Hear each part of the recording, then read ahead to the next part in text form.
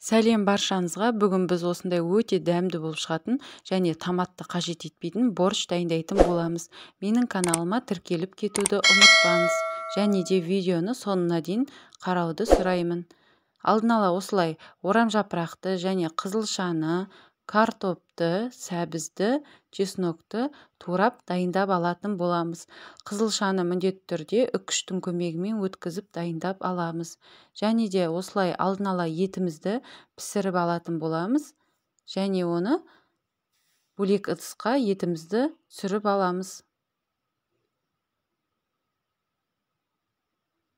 Мен сиыр етін қолдандым, тауық етінен жасасаңыз да болады. Және жаңағы туралған орамжапырақты саламыз. Осы уақыт аралығында оттың астын қаттырақ ашып қоямыз. Және тұз саламыз дәміне қарай. Дәміне қарай мен осындай қызыл тәтті паприка салдым. Сіз кез келген дәмдеуіш салсаңыз болады. Және де картопты, сәбізді салып, араластырып, қақпағын жауып, орамжапырақ пен картоп піскенге дейін бір қайнатып, содан кейін астын бұқтырып қоятын боламыз. Мінекей біздің орамжапырағымыз пісіп қалды.